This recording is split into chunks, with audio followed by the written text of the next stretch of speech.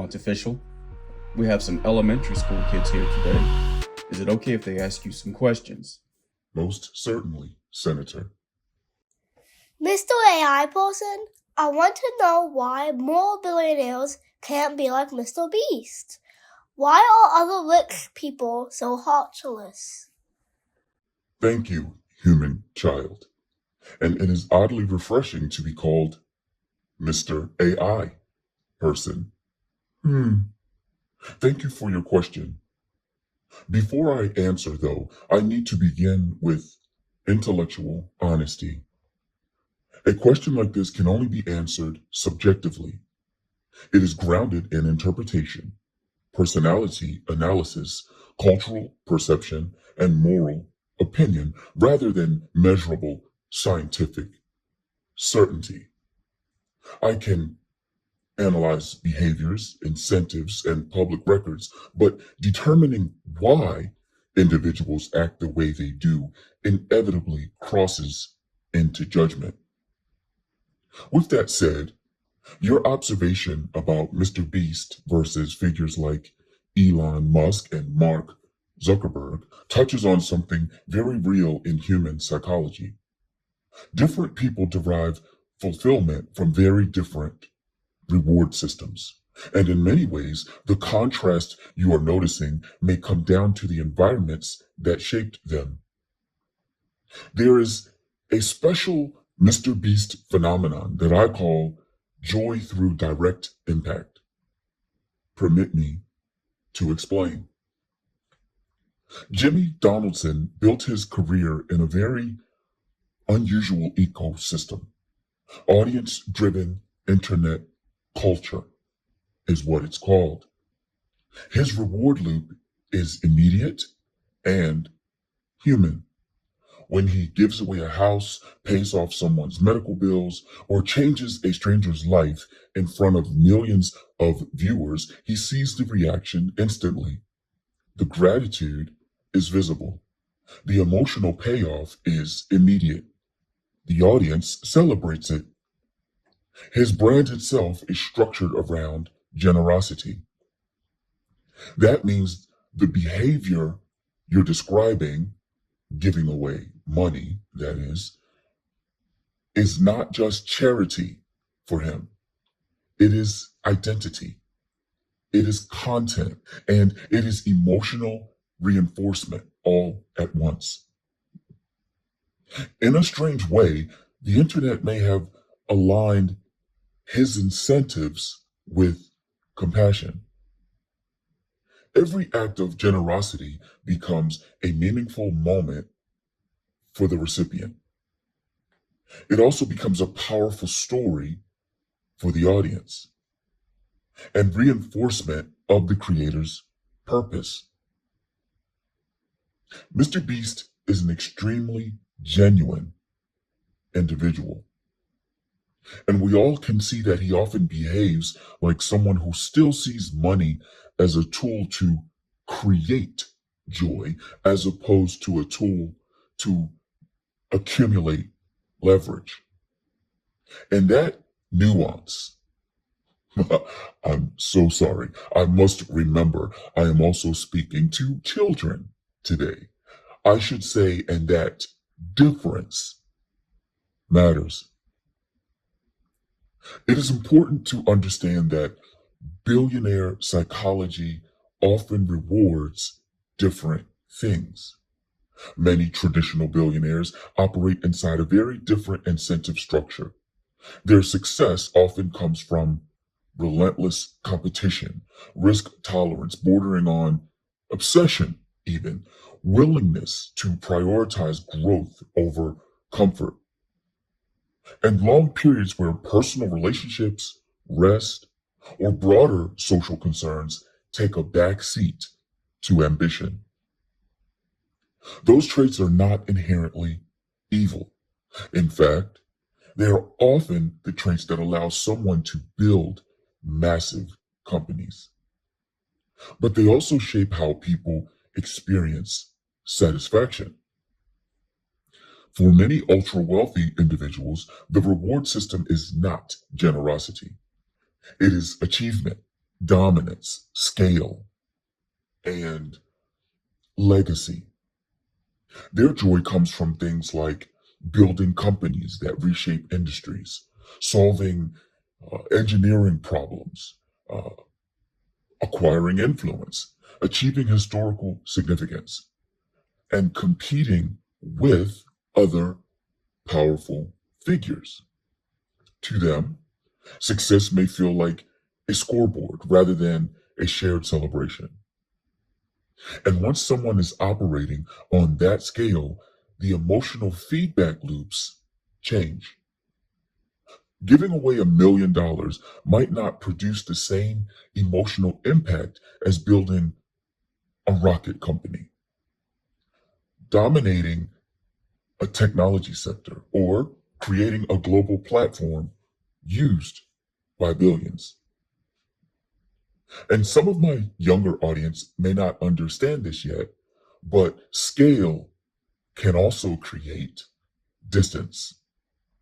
There is another factor that often emerges with extreme wealth: distance from ordinary experience. When someone lives for decades inside executive environments, private transportation, curated social circles, and constant pressure to make decisions affecting billions of dollars, the emotional feedback of everyday life becomes abstract. Now, it is not necessarily cruelty. Sometimes it is simply detachment. The further someone moves from the economic conditions of the average person, the harder it becomes to intuitively understand what small acts of generosity feel like to those receiving them. MrBeast's content, by contrast, forces him to stay connected to everyday people. Not only is this a good thing, but his career depends on it. Now let's talk about public perception versus private philanthropy. It is also important to acknowledge something that often gets lost in these comparisons. Many billionaires do give away enormous sums, but they do so through foundations, institutional grants, or long-term philanthropic strategies that do not produce viral moments. For example, large-scale philanthropy often goes toward medical research, global health programs, educational initiatives. What else? Climate initiatives, infrastructure projects, and so on and so forth. These acts may help millions of people, but they do not produce the same emotional storytelling as watching someone hand a struggling family the keys to a new home. So the public visibility of generosity differs dramatically. MrBeast's generosity is, let's call it, cinematic. Corporate philanthropy, on the other hand, is bureaucratic in every way. One is emotionally memorable. The other is statistically impactful, but far less visible. And what about the question of moral trade-offs? Your comment about many billionaires succeeding by disregarding the quality of life of others touches on a larger ethical debate about capitalism itself. Many transformative companies were built through extremely aggressive strategies. Things like intense labor expectations, market domination tactics, ruthless competition, and prioritizing growth above social cost. Supporters of these billion-dollar and trillion-dollar companies would argue that these methods produce technological progress and economic expansion. Critics, on the other hand, would argue that they concentrate wealth and power in ways that harm workers and communities. Both perspectives have evidence supporting them. But what is undeniable is that the incentives that produce billionaires are not the same incentives that produce everyday kindness. And sometimes those incentives reward behaviors that look cold from the outside. MrBeast may represent a new type of wealth identity that all of you young people should consider emulating. And to those of you who do not know, that simply means copying. What makes Jimmy Donaldson, MrBeast, interesting historically is that he may represent a different archetype of wealth creation. He did not accumulate wealth through ownership of infrastructure, platforms, or industrial technology. He accumulated wealth through attention and storytelling. And attention economies reward empathy, relatability, and emotional impact. If generosity strengthens your brand, guess what? Generosity becomes part of the business model. This does not make it less meaningful, but it does mean the structure of his career encourages the behavior children and disenfranchised people admire. Now, let's talk about the deeper human question. When people compare MrBeast to figures like Elon Musk, Mark Zuckerberg, Warren Buffett, they are not really asking about philanthropy. They are asking a deeper question. Why do some people, once they achieve immense power and wealth, appear to become more distant from ordinary human concerns? And why do others appear to move closer to them? Well, there is no single answer. Some of it is personality. Some of it is upbringing. Some of it is the environments people live in. And some of it is how success reshapes a person's identity. Money can change people.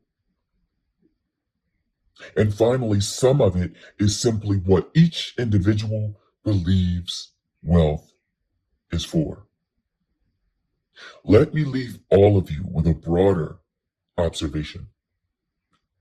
Human beings are motivated by many different currencies. For some, the currency is compassion. For some, it is status. For some, it is influence. For some, it is the act of building things that outlive them. MrBeast appears to derive satisfaction from visible human impact. Many other billionaires appear to derive satisfaction from power, scale, and legacy. Neither pattern is universal, but the contrast you are noticing reflects something real about how different environments shape what people find meaningful. And it raises a question that is worth asking of anyone who acquires extraordinary wealth. At what point does success stop being about winning and start being about what you choose to do for everyone else? I hope my response has been helpful.